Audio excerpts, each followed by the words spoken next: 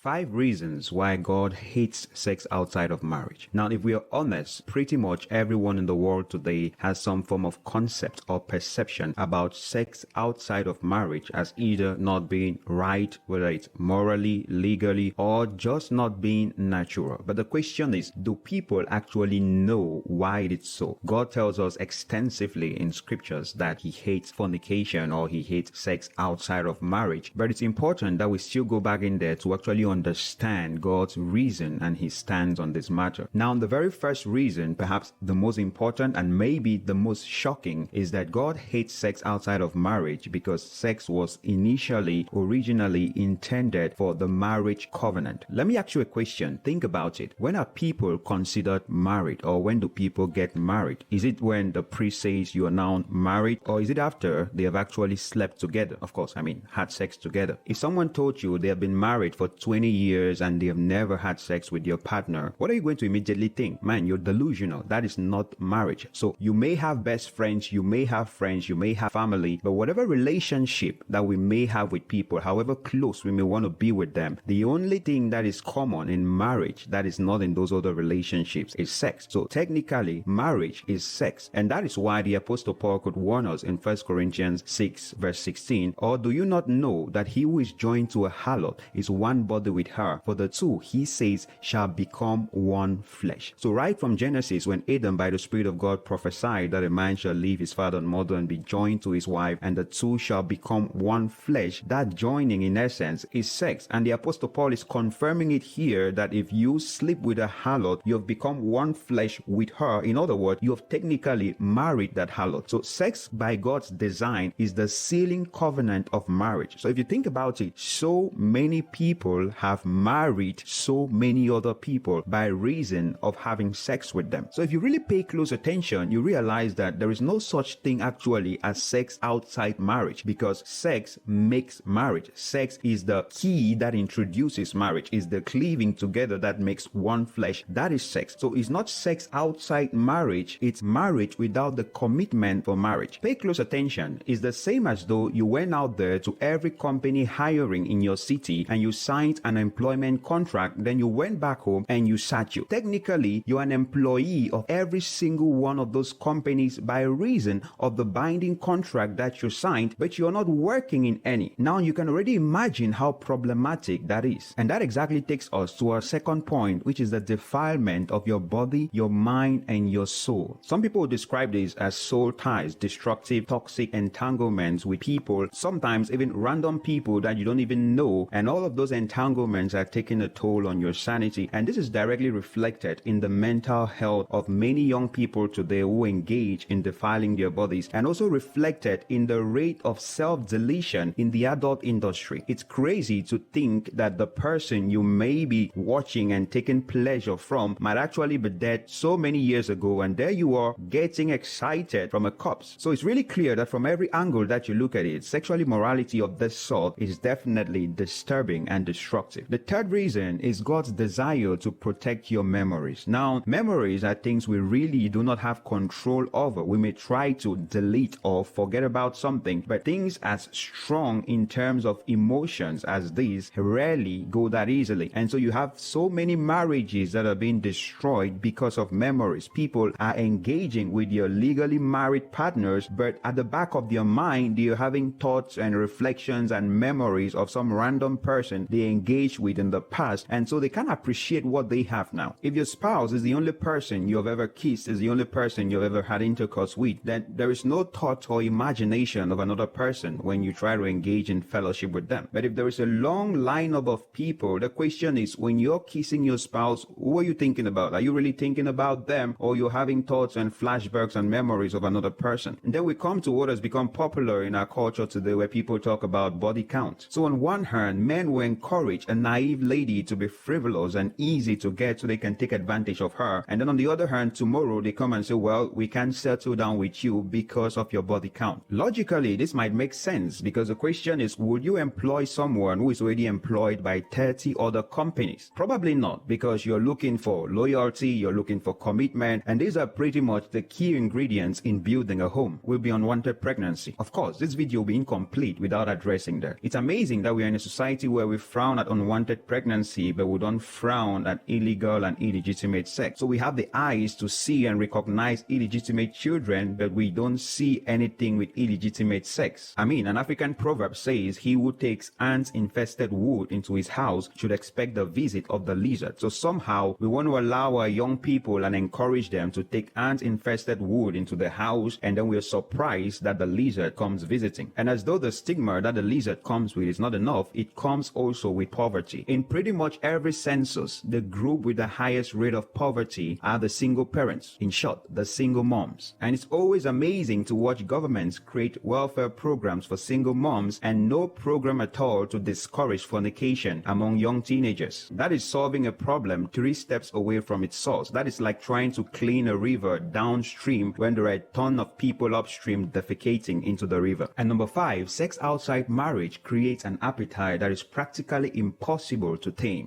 There are 3 appetites that controls humans on earth today. Number 1, the appetite of food and drink. Number 2, sexual appetite. And number 3, the appetite for power. And amongst those 3, the most difficult to get under control is the appetite in between the legs. Proverbs 25 verse 28, whoever has no rule over his own spirit is like a city broken down without walls. Now, the city broken down without walls means anyone can get in and get out at will. And so the moment we lose self-control, particularly in this area, it automatically opens doors for frivolousness and looseness and lack of restraint in pretty much every other area of our lives. And that is why it's not unusual to find people who engage in defiling their bodies in immorality also struggle with different types of substance abuse and generally getting control of their lives and pointing towards a particular objective, focus, or purpose. So to simply say sex outside of marriage, fornication is a sin and it's about morality or purity is to lose sight of the gravity of what God actually intended when he created sex in the first place. And so it's important that we remind ourselves of that and also the repercussions when we violate this covenant principle. Let me know what you think about this in the comments below. And I have a question for you. Between fornication and adultery, which one do you think is worse per our understanding and the revelations that we have understood from this video? If you enjoyed the video and it blessed you, please give it a thumbs up, subscribe and hit that bell if you're new to the channel. A big thank you to our Patreons for supporting us and helping us create content like this. You too can support this channel. The link is down below. So thank you so much for watching, and until the next video, stay blessed.